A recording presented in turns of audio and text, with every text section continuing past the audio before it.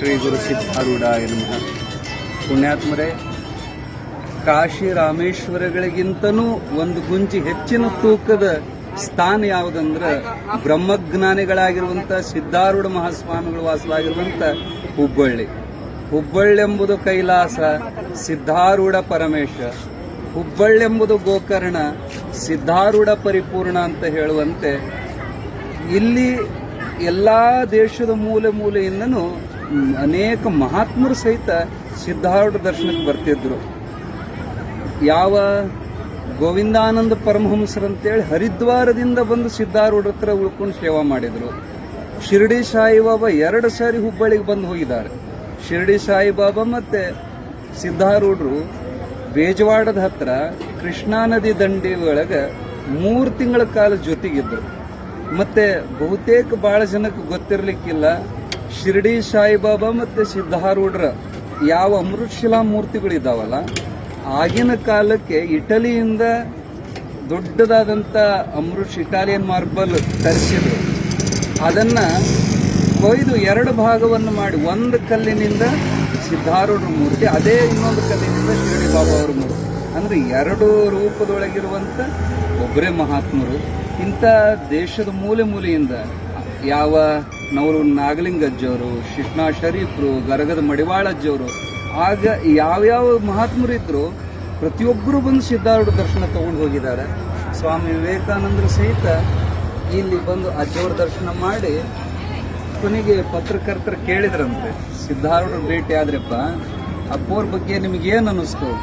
ಅವಾಗ ವಿವೇಕಾನಂದರ ಬಾಯಿಂದ ಬಂದಂಥ ಮಾತು, ನನ್ನ ಗುರುಗಳ ನಿರ್ವಾಣದ ನಂತರ ಪುನಃ ರಾಮಕೃಷ್ಣ ಪರಮಹಂಸರ ಸರಿತೂಕದ ಒಬ್ಬ ಮಹಾತ್ಮನ ನಾನು ಇಡೀ ಭಾರತ ತಿರುಗಿದಾಗ ಕಂಡದ್ದು ಅದು ಒಬ್ಬರೇ ಸಿದ್ಧಾರೂಢರು.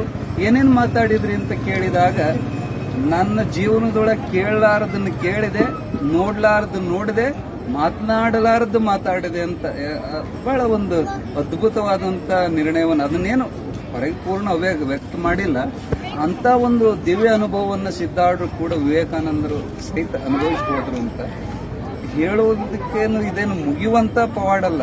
ಶಿವದಾಸರು 56 ಅಧ್ಯಾಯಗಳನ್ನು ಸಿದ್ಧಾರೂಢರ ಬಗ್ಗೆ ಬರೆದಿದ್ದಾರೆ. ಎಲ್ಲೋ ಇಲ್ಲೊಂದು ಘಟನೆಗಳನ್ನು ಬರೆದಾರೆ. ಆದರೆ ಅವ್ರ ಬಗ್ಗೆ ವಿವರಣೆ ಮಾಡಲಿಕ್ಕೆ 5 ನಿಮಿಷ 10 ನಿಮಿಷದೊಳಗೆ ಮುಗಿಯುವಂಥ ಮಾತಲ್ಲ. ಬಹಳ ಅಮೋಘವಾದಂಥ ಪವಾಡ ಪುರುಷರು. ಬರೀ ಅವಾಗಷ್ಟೇ ಅಲ್ಲ, ಈಗೂ ಸಹಿತ, ಈಗ ಸದ್ಯನೂ ಸಹಿತ ಅವರ ಲೀಲೆಗಳು ನಡೀತಾ ಇದ್ದಾವೆ. ಸಿದ್ಧಾರೂಢಪ್ಪ ಅವರು ದೇಹ ಅಷ್ಟೇ ಬಿಟ್ಟಿದ್ದಾರೆ, ಆದರೆ ಅವರು ಹೆಂಗಿದ್ದಾರೆ ಅನ್ನೋದನ್ನ ಒಂದು ಸಣ್ಣ ಘಟನೆ ಹೇಳಿ ಮುಗಿಸ್ತೀವಿ. ಸಿದ್ಧಾರೂಢರು ದೇಹ ಬಿಟ್ರಂತೆ. ಇದು ಟೆಲಿಗ್ರಾಮು ಎಲ್ಲಿಗೆ ಹೋಯ್ತಂದ್ರೆ ಇಲ್ಲೇ ನವಲಗುಂದದೊಳಗೆ ಹುರಕಡ್ಲಿ ಅನ್ನದಾನೇಶ್ವರ ಮಹಾಸ್ವಾಮಿಗಳಂತ ಒಬ್ಬ ಪವಾಡ ಪುರುಷರಾಗ್ಬೋದು. ಅವರು ಹಿಮಾಲಯಕ್ಕೆ ಹೋಗಿದ್ರಂತೆ ಗೌರಿ ಉಪಾಸನೆ ಕಲಿಯೋ ಸಲುವಾಗಿ. ಅಲ್ಲಿಗೆ ಟೆಲಿಗ್ರಾಮ್ ಹೋಯ್ತು, ಸಿದ್ಧಾರೂಢರು ದೇಹ ಬಿಟ್ರಂತೆ. ಅವಾಗ ಎದ್ನೋ ಬಿದ್ನೋ ಅಂತ ಎಷ್ಟು ಅವಸರ ಮಾಡಿ, ಅಲ್ಲಿಂದ ಎಷ್ಟೇ ಅವಸರ ಮಾಡಿ ಬಂದರೂ ಬರೋದ್ರೊಳಗೆ ಸಿದ್ಧಾರೂಢ ಸಮಾಧಿ ಆಗಿ ಹೋಗ್ಬಿಟ್ಟಿದ್ರು. ಕಣ್ಣೀರು ಹಾಕಿ ಉಳ್ಳಾಡಿ ಹತ್ತರಂತವ್ರು. ಇಂಥ ಕಾಣೋ ದೇವ್ರನ್ನ ಬಿಟ್ಟು ನಾನು ಹಿಮಾಲಯಕ್ಕೆ ಹೋದೆ, ಕೊನೆ ದರ್ಶನ ಆಗಲಿಲ್ಲಲ್ಲ ಅಂತ ಅಳ್ತಾ ಇರುವಾಗ ಗದಗಿನ ಶಿವಾನಂದರು ಅನ್ನದಾನ ಸ್ವಾಮಿಗಳು ಗುರುಗಳವರು, ಅವ್ರು ಮಾತಾಡ್ದಂಗೆ ಆಯ್ತಂತವ್ರಿಗೆ. ಹುಚ್ಚ ಅನ್ನದಾನಿ, ಯಾಕೆ ಅಳ್ತೀಯೋ? ಸಿದ್ಧಾರೂಢ ಸತ್ತಾನೇನು? ನಾನೇ ಸಾಯಂಗಿಲ್ಲ, ನೀ ಗದಗಿಗೆ ಹೋಗಿ ಗೊತ್ತಾಗ್ತತೆ ಅಂತಂದು ಅಶರೀರವಾಣಿ ಆಯಿತು. ಅವಾಗ ಅನ್ನದಾನ ಶಿವಗಳು ಗದ್ಗಿ ಒಳಗೆ ಹೋಗುವಾಗ, ಈಗೇನು ನೀವು ಅಲ್ಲಿ ಕಲ್ಲಿನ ಮೂರ್ತಿ ಐತ್ಲ, ಬಿಳಿ ಅಮೃತಶಿಲಾ ಮೂರ್ತಿ, ಸಾಕ್ಷಾತ್ ಆ ಮೂರ್ತಿ ನಗತಂತವ್ರು ನೋಡಿ. ಇದೇನು ಕಲ್ಲಿನ ಮೂರ್ತಿ ನಗ್ತತ್ತಲ್ಲ ಅಂತ ಆಶ್ಚರ್ಯ ಆಯ್ತು ಅವರಿಗೆ. ಅಪ್ಪ ಅಂತ ಹೋಗಿ ಅದನ್ನು ಅಪ್ಕೊಂಡಿದಾರ. ಕಲ್ಲು ಹೆಂಗೆ ಬಿರುಸು ಹತ್ತತ್ತೆ ಹಂಗೆ ಬಿರುಸು ಹತ್ತಲಿಲ್ಲ ಅಂತ, ಅಗದಿ ಶರೀರ ಮೃದುವಾಗಿ ಮನುಷ್ಯರಂಗೆ ಹತ್ತಿತ್ತು. ಅಪ್ಪ ನೀ ಅದಿಯಲ್ಲ ಅಂತಂದು ಅದನ್ನು ಮೇಲೆ ಮುಖ ಎತ್ತು ನೋಡಿದ್ರೆ ಸಾಕ್ಷಾತ್ ಸಿದ್ಧಾರೂಢರು ಕಂಡ್ರಂತೆ. ಜ್ಞಾನಿ ಸಾಯ್ತಾನನಪ್ಪ ಅನ್ನದಾನಿ, ಯಾರ ಸತ್ತಾನ ಸಿದ್ಧಾರೂಢ ಅಂತ ತಿಳ್ಕೊಂಡಾರ ಅವ್ರ ಪಾಲಿಗೆ ನಾ ಸತ್ತೀನಿ, ಯಾರ ಅದಾನಂತ ತಿಳಿದಾರ ಅವ್ರ ಪಾಲಿಗೆ ಸೂರ್ಯಚಂದ್ರ ಇರೋತನ ನಾ ಇರ್ತೀನಂತ ಸಿದ್ಧಾರೂಢರು ಹೇಳಿದ ಮಾತು. ಅವರು ಅವತ್ತಿಗಷ್ಟೇ ಅಲ್ಲ, ಇವತ್ತಿಗೂ ಇದ್ದಾರೆ. ಅವ್ರು ಇದ್ದಾರೆ, ನಂಬಿ ಬಂದವರಿಗೆ ಬೇಡಿದ್ದು ಕೊಡ್ತಾ ಇದಾರೆ ಅಂತ ಹೇಳಿ ಲಕ್ಷ ಗಟ್ಟಲೆ ಜನ ಸಿದ್ಧಾರೂಢ ಜಾತ್ರೆಗೆ ಕೂಡ್ತಾರೆ. 3600ಕ್ಕಿಂತ ಹೆಚ್ಚು ಮಠಗಳು ಕರ್ನಾಟಕದೊಳಗೆ ಸಿದ್ಧಾರೂಢರು ಇದಾವೆ. ಇಷ್ಟು ಹೆಚ್ಚಿನ ಮಠಗಳು ಬರೇ ಕರ್ನಾಟಕದ ಸಂಖ್ಯೆ ಹೇಳ್ತಾ ಇದ್ವಿ. ಇದು 10 ವರ್ಷದ ಹಿಂದೆ ಸರ್ಚ್ ಮಾಡಿದ್ವಿ. ಈಗ ಮತ್ತೆ ಹೆಚ್ಚಾಗಿದಾವೆ.